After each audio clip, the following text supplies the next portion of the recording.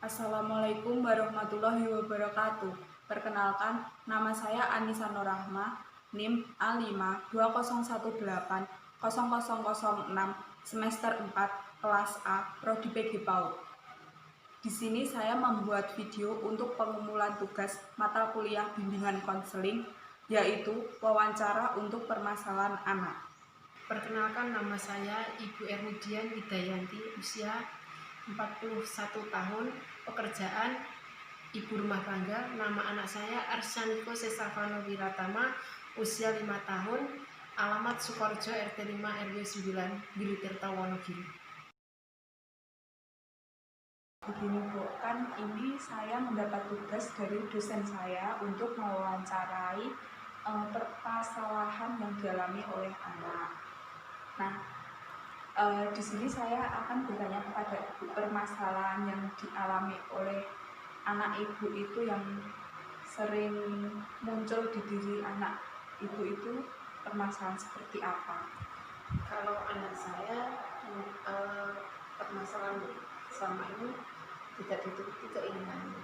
Misalnya keinginan minta beli mainan, misalnya minta hal-hal yang tidak kita inginkan, juga misalnya yang berbahaya, tetap saya tidak memperbolehkan, dan keinginan itu tetap saya tidak turuti. Tapi anak tersebut juga kalau tidak dituruti tidak rewel yang dia terus melakukan sesuatu, tidak. Berarti tentang keadaan hatinya ya, Keadaannya, situasi hatinya, mood apa enggak. Ya. Langsung saja Bu, saya akan bertanya. Ini ada beberapa pertanyaan yang saya akan tanyakan kepada Ibu. Saya akan bertanya, apakah Ibu itu mengetahui kegiatan anak Ibu itu selama di sekolah? Kalau di sekolah saya mengetahuinya karena sekolahnya kan masih TK, itu kegiatannya belajar sambil bermain. Belajar sambil bermain misalnya dengan dia belajar sambil bermain, tidak melulu dia sepanjang anak yang seusia itu kan tidak boleh terlalu fokus belajar, fokus ini. Jadi bermain sambil belajar, dengan begitu ustazahnya bisa mengetahui karakter atau pembentukan motorik yang kasar, halus, itu bisa mengetahuinya. Jadi selanjutnya itu kan ustazahnya itu bisa mengetahui, oh karakter anak itu seperti ini, karakter anak A, anak B bisa mengetahui. Dan sebaliknya juga untuk anak saya, bisa ustazahnya bisa mengetahui karakter anak tersebut. Berarti biar kepribadian anak Ibu itu kedepannya lebih baik lagi karena sudah mengetahui karakter tersebut. Terus apakah Ibu pernah mendapat laporan dari guru sekolah tentang mengenai sang anak mendapat tindakan kekerasan saat di sekolah dari guru maupun teman? Kalaupun tidak kekerasan, tidak kekerasan sewajarnya, karena anak tersebut kan mengikuti suasana hati, situasinya gimana. Jadi kekerasan itu dalam hal yang tidak fatal, langsung ustazahnya begini, temannya seperti ini, dus enggak. Cuman namanya anak seusia usia itu kan kadang-kadang bertengkar sama temannya, kadang-kadang dijaili, kadang-kadang anak saya juga ikut menjaili. Jadi anak tersebut kadang-kadang memang itu mungkin karakter anak, karena setiap harinya kan ketemu, jadinya kadang-kadang juga baik, kadang-kadang enggak. Ada fase bosan juga. Fase bosan, fase ini saya sama teman ini enggak mau, sama ini enggak mau. Kalau kalau itu saya pengen yang temen yang satunya seperti ini, Teman yang misalnya lain, teman biasanya yang lainnya kemarin bermain dengan ini tapi Nah, besoknya nggak mau dengan ini, nggak mau maunya yang lain. yang lain gitu. Jadi kalau kekerasan tidak, tapi kadang juga ustazahnya besoknya kita mengantar juga bilang selalu mengadu sama orang tua, selalu itu soalnya untuk mengetahui gimana perkembangan di sekolah. di sekolah itu. Kalau tadi kan anak ibu itu sering berubah keadaan hatinya. Nah, ibu itu tahu tidak penyebab anak itu sering berubah keadaan hatinya dan yang membuat keadaan hati sang anak berubah menjadi normal itu bagaimana? Itu tadi dari awalnya saya bilang mungkin karena tidak keturutan, tidak dituruti keinginannya.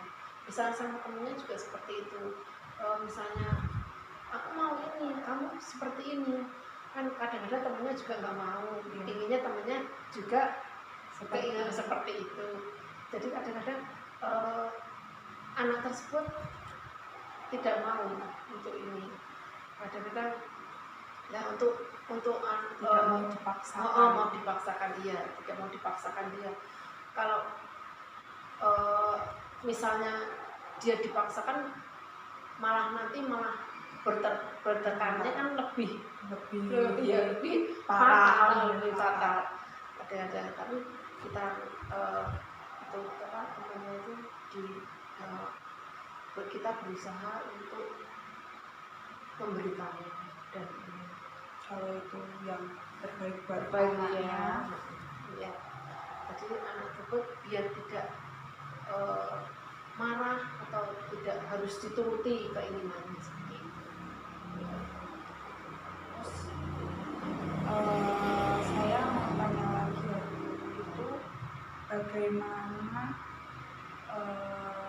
pola asuh ibu kepada anak atau sampai sejauh mana saat ibu mendampingi anak ibu saat di rumah? Kalau pola asuh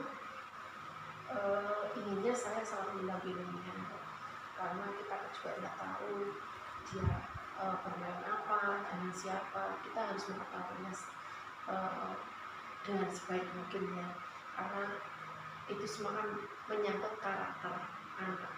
Misalnya bukannya kita untuk membatasi anak bermain sama siapa, tidak, cuman kita kan harus tahu apa yang dilakukan anak. Jadi kita untuk pola asuh saya tetap mendampinginya dan membimbingnya gimana supaya anak itu tidak melenceng sama karakternya tersebut. Agar kedepannya juga ya lebih baik lagi. Bukannya kita memudah-mudahkan teman, tidak. Kalau di rumah itu apa ibu selalu menuruti keinginan anak ibu, dan kalau kan biasanya banyak keinginan anak tersebut. Nah, kalau tidak diturutin itu anak akan bagaimana? Kalau menuruti keinginan tidak harus semua keinginan dituruti, karena keinginan itu kan ada yang baik, ada yang tidak. Misalnya minta sesuatu yang berlebihan, tetap kita harus membatasinya. Dan untuk anak tidak marah, untuk tidak gimana-gimana, misalnya aku harus dibelikan ini, harus ini nih. Untuk tidak anak seperti itu, kita selalu memberitahu dan memberitahu untuk tidak, ini tidak baik, nah ini untuk kedepannya tidak baik, ini untuk orang dewasa misalnya seperti itu. Memberitahu, memberi pengertian lah istilahnya, biar anak itu lebih tahu tidak minta sesuatu harus dituruti. ya. Berarti walaupun ibu itu memberi kebebasan anak untuk memilih keinginannya, tetapi ada batasan juga. Iya, batasan-batasan yang misalnya itu tidak boleh dilakukan ya tidak dilakukan. Tapi kalau misalnya keinginan, ada kadang anak minta mainan yang berlebihan, ada yang minta ini Kayak temannya minta memiliki ini, terus anaknya pengen. Nah itu kita harus benar-benar bisa mengatasinya dengan cara memberitahu anak tersebut. Padahal juga itu ibu itu kayak pengen menuruti kemauan anak. Sebenarnya seperti itu, cuman kita harus memberi batasan kepada anak biar tahu kondisi ibu itu gimana. Jadi tidak harus aku beli, temen punya mainan seperti ini itu mahal dulu, aku harus beli. Kita harus selalu memberitahu, itu kan dulu di sini, terus itu namanya kerja, kalau enggak. Itu dengan cara seperti itu kita harus membatasinya, memberitahu itu kan oleh-oleh dari siapa, misalnya seperti itu. Jadi kita harus tidak menurutinya. Berarti biar dari kecil itu sudah dididik agar tidak bolos juga. Tidak bolos, ya. Pembentukan anak tersebut, pembentukan karakter, biar anak itu juga tahu kondisi rumah juga, kondisi lingkungan keluarga, iya, terutama lingkungan keluarga. Kalau saat di rumah itu ibu apa selalu mengatur anak atau tidak? Saat ibu itu pengen anaknya begini, terus anak harus mengikuti keinginan ibunya atau bagaimana? Tidak, saya tidak harus, anak tersebut tidak selalu menuruti keinginan saya. Karena apa? Kalau kita egois ya sebagai orang tua, harus kamu harus ini, kamu harus belajar, harus ini. Kita boleh, saya sebagai orang tua harus anak saya harus disiplin, tapi dalam batas-batasan tertentu. Disiplin dalam hal apa? Misalnya dalam hal belajar, itu memang kalau memang belajar itu harus disiplin. Karena apa? Itu kan untuk masa depan yang harus nanti kedepannya harus gimana, kedepannya kan masih jauh. Jadi saya sebenarnya tidak menekankan kamu harus seperti ini, kamu besok harus jadi apa. Saya membebaskan semuanya itu. Cuman ada batasan-batasan yang kita menentukannya. Misalnya dalam hal untuk anak tersebut juga tidak melakukan tidak terpaksa. Jadi kita membatasi, tapi juga kalau kita punya keinginan anak tersebut melakukan, tapi tidak dengan terpaksa. Kayak seperti menanyakan cita-citanya anak. Seumpama anak pengen menjadi pilot, tapi ibunya pengen anaknya menjadi polisi. Nah, itu tidak harus kita egois, harus ini kan. Tapi kita membebaskan anak tersebut besoknya jadi apa. Itu saya selalu membebaskan. Kalau tindakan kekerasan saat di rumah itu ibu pernah melakukan atau tidak saat anak melakukan kesalahan? Kalau anak tersebut melakukan kesalahan, saya tidak melakukan kekerasan yang fatal. Karena dengan kekerasan yang fatal, anak psikologisnya bisa terganggu. Jadi saya melakukannya, misalnya memang benar-benar parah anak tersebut sudah tidak diberitahu, tidak bisa, paling saya mencubit. Itu pun tidak selalu saya lakukan. Jadi kita kadang-kadang dan melihat sikon aja. Kalau memang anaknya memang sudah kebangetan, baru saya melakukan. Tapi kalau enggak, saya masih, walaupun dengan kata-kata yang keras, tapi dalam arti keras tidak bilang yang tidak baik enggak, cuman keras agak ini nadanya keras lebih tinggi, cuman saya tidak perlu melakukan kekerasan yang lebih fatal. Nah, setelah ibu melakukan kekerasan seperti mencubit anak apabila anak melakukan kesalahan, terus yang dilakukan anak tersebut setelah seperti Dicubit, iya, setelah dicubit nangis mesti, dia nangis dan kadang-kadang dia minta maaf. Saya berarti minta udah maaf. sadar. Iya, dia secara tidak langsung sadar bahwa saya melakukan kesalahan yang ibu terpaksa mencubitnya begitu. Jadi dia jerah, dia secara jerah, saya minta maaf, saya salah, saya nakal begitu. Jadi nangis, pasti itu nangis pertama.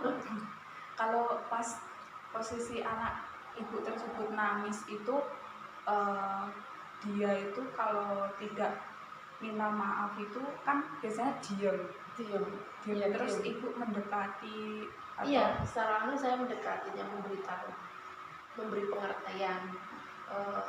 Besok lagi jadi ulangi lagi, besok lagi kamu harus begini, jangan seperti ini lagi. Itu kan salah kalau seperti itu. Saya memberi pengertian yang dia lebih agar dia lebih sadar dan ke hati. Biasanya dia tahu, dia diam, dan sudah, kalau sudah seperti itu sudah tidak lagi nangis apa-apa, sudah. berarti keadaan hatinya itu sudah normal kembali, tenang lagi. Jadi tidak dia juga berusaha tidak mengulang lagi kesalahannya seperti itu. Ini kan sekarang itu banyak ya Bu, kalau anak itu rewel, nangis, terus orang tuanya itu selalu meminjamkan HP agar anaknya tidak rewel dan nangis. Nah, sekarang itu anak ibu itu udah mengenal HP atau belum, dan kalau sudah itu sejak kapan anak ibu mengenal HP? Kalau mengenal HP, setiap anak punya rasa penasaran, kepo kan, kata-kata sekarang kepo, dan dia selalu bertanya, itu untuk apa, itu buat siapa, untuk apa, dan isinya apa, mesti tanya isinya apa, penasaran. Dan sejak saat itu secara tidak langsung dia kan tahu mengenal HP. Oh, HP ini untuk ini. Tapi saya pertama kali mengenalkan, memberi pengertian dia, ini untuk kerja ayahnya, ini untuk bekerja, untuk kegiatan ayahnya, ini. Nah, terus yang lainnya pasti ada isi lain selain untuk pekerjaan itu. Kan kadang-kadang anak tersebut lihat gambar, misalnya itu kan sekarang YouTube apa-apa tuh, ini buat ini apa, film ada filmnya ada ini bisa nggak buat saya lihat, buat saya ini. Saya memberitahu pengertian seperti itu. Anaknya pun saya bilang kalau boleh, cuman kan untuk belajar juga boleh memegang HP itu, tapi untuk belajar kan itu ada angka untuk belajar dan hurufnya, mengenalkan. Nah itu kalau film-film yang lain kalau bisa nggak dulu lah seperti itu. Jadinya saya memberi pengertian itu dengan mengenalkan huruf dan angka-angka yang dia secara tidak langsung belajar. Bermain sambil belajar. Kan dulu juga ada kan YouTube itu untuk kalangan semua umur, tapi sekarang kan juga ada YouTube Kids. Ya. Jadi itu yang saya terapkan seperti itu. Jadi tidak saya bukakan YouTube yang untuk dewasa, misalnya sekarang kan YouTube selebritis kan banyak Iya. sekali. Itu khusus saya kenalkan kalau si anak itu yang YouTube bangkit gitu, enggak mengenal yang lain-lain. Untuk game juga Iya. ada yang melakukan Melakukan, iya, kekerasan. Itu tidak saya kenalkan, terutama yang itu aja. Misalnya dia penasaran minta ini, enggak, itu kan buat orang dewasa. Kalau ini, kalau kamu tetap yang ini nggak boleh. Soalnya umurnya Umurnya, juga iya, mengenalkan umur Iya, ini batas-batasan. batas-batasannya. Kan ada seperti itu apa, YouTube yang anak-anak tidak saya kenalkan seperti itu. Terus kalau anak ibu itu bermain HP atau menonton film di YouTube itu ada batasan waktu atau tidak? Ada, pasti ada. Karena terlalu lama menonton HP juga tidak bagus. Karena ada sinyal ini. Jadi saya beri waktunya. Dia waktu bermain itu kadang-kadang dia main HP itu, tapi saya beri waktu tidak terlalu panjang. Paling lama dari Paling setengah jam, 30 menit. ya 30 menit. Kamu itu aja. Kadang-kadang anak-anak masih pengen lagi bermain lagi, tapi saya tetap membatasi untuk tidak lama-lama pegang HP. Lalu membuat anak juga Malah kecanduan. kecanduan, Iya, pengennya HP terus. Malah kadang-kadang saya arahkan ke TV aja. Soalnya kalau TV kan kadang-kadang di TV walaupun kadang-kadang sama ya, sama kid ya, Iya. cuman kalau di TV kan jaraknya itu juga ada, saya duduk di kursi sama ini. Kalau HP kan harus seperti ini, kan bisa mengganggu ya ini kan semua. Terus kalau saat anak ibu bermain HP itu ibu selalu mendampingi atau anak ditontonkan film ini terus ibu ditinggal di dapur atau gimana? Saya pertama-tama juga mendampingi karena tidak pernah anak saya untuk pencet-pencet sendiri, misalnya seperti itu, kan harus didampingi. Setelah mendampingi kadang-kadang kan kita tahu apa yang ditonton, kadang-kadang ya saya sambil apa gitu, tapi kalau udah ya sudah. Kalau memang HP itu sudah main HP udah selesai, udah anak itu mau HP-nya juga selesai seperti itu. Kan ini tadi ada beberapa pertanyaan yang sudah ibu jawab. Terus saya memberi masukan agar anak ibu kedepannya lebih baik lagi. Kan tadi anak ibu itu keadaan hatinya itu yang sering berubah-ubah. Terus agar tidak berubah-ubah itu ibu bisa mendidik anak lebih baik lagi agar kedepannya lebih baik lagi. Terus tidak saat anak itu merasa hatinya itu tidak tenang terus melakukan tindakan kekerasan, melampiaskan ke orang di sekitar. Ini semua sudah terjawab ya Bu di beberapa pertanyaan yang saya berikan. Terima kasih untuk waktunya, maaf mengganggu waktunya Ibu. Ya, terima kasih Bu. Iya, sama-sama. Sekian video dari saya. Apabila ada salah kata dan perbuatan, saya mohon maaf. Wassalamualaikum warahmatullahi wabarakatuh.